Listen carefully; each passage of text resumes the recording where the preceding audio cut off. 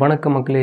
இன்றைக்கி என்ன டாபிக் பார்க்குறோம்னா, ஒரு துயரமான சம்பவம் நடந்திருக்கு. என்னென்னா, அசர்பைஜான் நாட்டிலோடைய தலைநகரான பக்கு ஏர்போர்ட்லேருந்து 62 பயணிகளோடு கிளம்பின பயணிகள் விமானம் ரஷ்யாவோட கிரான்ஜி ஏர்போர்ட்டில் தரையிறங்காமல் பக்கத்தில் இருக்க அக்டாவ் ஏர்போர்ட்டில் விழுந்து நொறுங்கி விபத்துக்குள்ளாயிருக்கு.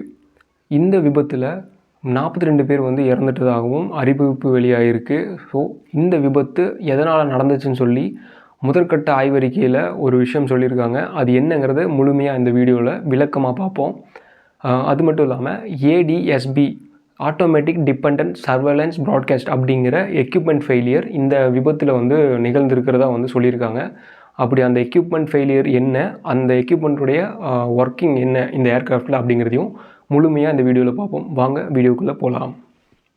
அசர்பைஜான் ஏர்லைன் நிறுவனத்துக்கு சொந்தமான எம்ப்ரையர் 190 அப்படிங்கிற வகையை சேர்ந்த இந்த விமானம் கிட்டத்தட்ட 62 பயனாளிகள், 37 பேர் அசர்பைஜான் நாட்டை சேர்ந்த பயணிகள், 16 பேர் ரஷ்ய நாட்டை சேர்ந்த பயணிகள், 6 பேர் கசகஸ்தான் நாட்டை சேர்ந்த பயணிகள், 3 பேர் கிர்கிஸ்தான் நாட்டை சேர்ந்த பயணிகள்னு சொல்லிட்டு மொத்தம் 62 பயணிகளும், விமான குழுவினர் 5 பேரும், மொத்தம் 67 பேர் கொண்ட பயணிகள் இந்த விமானத்தில் இன்றைக்கி காலையில் அதிகாலை 3:55 மணிக்கு அசர்பைஜான் நாட்டினுடைய தலைநகரான பக்கு ஏர்போர்ட்டில் இருந்து கிளம்பின இந்த விமானம் 5:30 மணி அளவில் ரஷ்யாவோட கிரான்ஜி ஏர்போர்ட்டில் தரையிறங்கணும். இதுதான் இந்த விமானத்தோட பயண அட்டவணை. ஆனால் இந்த விமானம் கிளம்பி அந்த ரஷ்யாவோட கிரான்ஜி ஏர்போர்ட்டை நெருங்கும் போது அந்த கிரான்ஜி ஏர்போர்ட்டோட தரை கட்டுப்பாட்டு தள குழுவினர் விமான ஓட்டியை தொடர்பு கொண்டு, இந்த கிரான்ஜி ஏர்போர்ட்டில் பனிமூட்டம் அதிகமாக இருக்கனால இப்போது இங்கே தரையிறக்க முடியாது, அதனால் நீங்கள் பக்கத்தில் இருக்க கசகஸ்தான் நாட்டில் இருக்க அக்டாவ் ஏர்போர்ட்டில் நீங்கள் தரையிறங்குங்க அப்படின்னு திருப்பி விடுறாங்க. இந்த தகவலை யார் கொடுக்குறாங்கன்னா கசகஸ்தான் நாட்டோட எமர்ஜென்சி மினிஸ்ட்ரி சொல்கிறாங்க.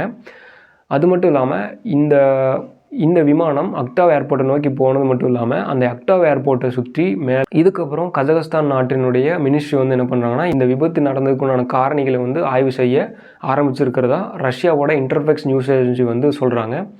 அது மட்டும் இல்லாமல் ரஷ்யாவோட ஏவியேஷன் வாட்ச்டாக் என்ன சொல்கிறாங்கன்னா, முதற்கட்ட ஆய்வறிக்கையில் இந்த விமானத்தை ஓட்டி வந்த விமானிகள் எமர்ஜென்சி லேண்டிங் ஆப்ஷனை எடுத்திருக்காங்க அப்படிங்கிறத சொல்கிறாங்க. இந்த எமர்ஜென்சி லேண்டிங் ஆப்ஷன் அப்படின்னா என்னென்னா, ஒரு விமானம் ஒரு இயந்திர கோளாறு ஏதாவது ஏற்பட்டிருந்தாலோ, இல்லை அந்த விமானம் அதனுடைய பயணத்தை தொடர முடியலனாலும் பக்கத்தில் இருக்க ஒரு ஏர்போர்ட்டில் விமான நிலையத்தில் தரையிறங்கலாம். அதுதான் எமர்ஜென்சி லேண்டிங். ஸோ அந்த மாதிரியான ஒரு நிகழ்வு நடந்திருக்கிறது இதுலேருந்து உறுதி செய்யப்படுது. அது மட்டும் இல்லாமல் இது எதனால் அப்படிங்கிறதையும் அவங்க வெளியிட்டிருக்காங்க. இந்த விமானம் பறவைகள் கூட்டத்து மேலே போய் மோதி இருக்கிறதுனால இயந்திர கோளாறு ஏற்பட்டு எமர்ஜென்சி லேண்டிங்கை இந்த விமானி எடுத்திருக்கிறதா சொல்கிறாங்க இந்த அமைப்பு. இப்போது பறவைகள் விமானத்து மேலே மோதுனா பாதிப்பு ஏற்படுமான்னு நிறைய பேர் கேட்பாங்க. பறவைகள் விமானத்து மேலே எந்த பாகத்தில் மோதுதோ அதை பொறுத்து விளைவுகள் இருக்கும். இப்போது எடுத்துக்காட்டாக விமானத்தோட என்ஜின் மேலே மோதும்போது அதனுடைய செயல்திறன் கொஞ்சம் குறைய ஆரம்பிக்கும். அதுக்கப்புறம் குறிப்பிட்ட கால நேரத்துக்கு அந்த என்ஜின் முழுமையாகவே செயலிழந்திருக்கும் வாய்ப்பு இருக்குது. அதனால் விமானிகள் தரையிறக்கிடுவாங்க. அது மாதிரி இந்த நிகழ்வு எப்படி நடந்திருக்குன்னா, ஒரு பறவைகள் மட்டும் இல்லை, பறவை கூட்டம் இந்த விமானத்து மேலே மோதுனால நிறைய மோசமான இயந்திர கோளாறுகள் நடந்திருக்கலாம் அப்படின்னு இந்த குழுவினர் யூகிக்கிறாங்க. இது ஒரு புறம் இருக்க, இன்னொரு சைடில் என்ன சொல்கிறாங்கன்னா, இந்த ஃப்ளைட்டில் பொருத்தப்பட்டிருந்த ADSB அதாவது ஆட்டோமேட்டிக் டிபெண்டன்ட் சர்வேலன்ஸ் ப்ராட்காஸ்ட் அப்படிங்கிற எக்யூப்மெண்ட் செயல் இழந்துட்டதாகவும், இதிலிருந்து பெறப்பட்ட டேட்டாஸ் குறிப்பிட்ட கால நேரத்துக்கு தரை கட்டுப்பாட்டுடன் அந்த தரவுகளை அனுப்பவில்லை அப்படிங்கிறதையும் சொல்லியிருக்காங்க. அப்போது ADSB அப்படின்னா என்ன? ஒவ்வொரு ஏர்க்ராஃப்ட் அதாவது கமர்ஷியல் பேசஞ்சர் ஏர்க்ராஃப்டில் ADSBங்கிற இந்த எக்யூப்மெண்ட் கட்டாயமாக பொருத்தப்பட வேண்டும் அப்படிங்கிறது 2017 கட்டாயப்படுத்திட்டாங்க.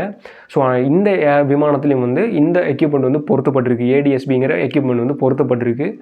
இந்த எக்யூப்மெண்ட்டோடைய முதன்மையான பணி என்னென்னா, இந்த விமானத்தினுடைய நேவிகேஷன் சிஸ்டம்ஸை ஆராய்ந்து இதனுடைய தரவுகளை ஆட்டோமேட்டிக்காக எடுத்து தரை கட்டுப்பாட்டு தளத்திற்கும் பக்கத்தில் பறந்துட்டுருக்க விமானங்களுக்கும் இந்த தகவல்களை அனுப்பும்.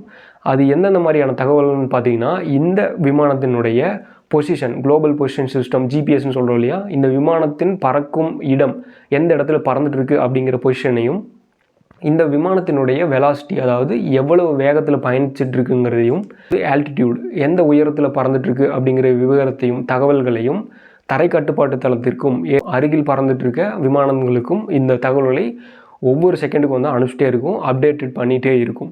இது வந்து ரேடாரை காட்டிலும் மிகவும் துல்லியமாக இருக்கும். ஏன்னா ஆட்டோமேட்டிக்காக வந்து இந்த டேட்டாஸை வந்து ரியல் டைமில் ஒர்க் ஆகிற இந்த எலக்ட்ரானிக் எக்யூப்மெண்ட்ஸோட டேட்டாஸை ஷேர் பண்ணிக்கிட்டே இருக்கும்.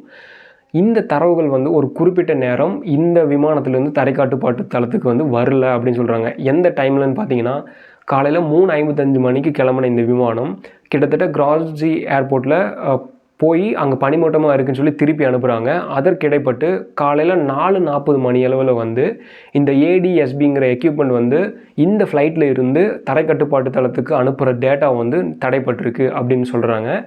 அதுக்கப்புறம் காலையில் 6:07 வந்து இந்த டேட்டா திருப்பி வந்து தரை கட்டுப்பாட்டு தளத்துக்கு கிடச்சிருக்கிறதாகவும், கிடைச்ச 21 நிமிஷத்தில், அதாவது 6:28 வந்து இந்த விமானம் விபத்துக்குள்ளாயிட்டுது அப்படின்னு வந்து சொல்கிறாங்க. ஸோ அந்த 4:40லேருந்து 6:07 தான் இந்த நிகழ்வு ஏதோ ஒன்று நடந்திருக்கும். அந்த நிகழ்வு என்னங்கிறத வந்து இந்த விசாரணைக்குழு வந்து ஆய்வு செஞ்சுட்டு இருக்காங்க. இந்த விமான விபத்தில் 42 பேர் உயிரிழந்திருக்கிறதாகவும் அறிவிப்பு சொல்லியிருக்காங்க. இந்த விமான விபத்துக்கு ஒரு குழு அமைத்து எப்படி நடந்துச்சு, எந்த காரணத்தில் நடந்துச்சுன்னு சொல்லி விசாரணை மேற்கொண்டுட்டு வராங்க. இதனுடைய விபத்துக்குண்டான முழுமையான காரணம் கூடிய விரைவில் வெளியிடுவாங்க. அந்த விவரம் வந்ததும் முழுமையான விளக்கத்தோட ஒரு வீடியோ பதிவு பண்ணுறேன். நாளைக்கு இன்னொரு வீடியோவில் இன்னொரு டாப்பிக்கில் பார்ப்போம். அது வரைக்கும் பாய்.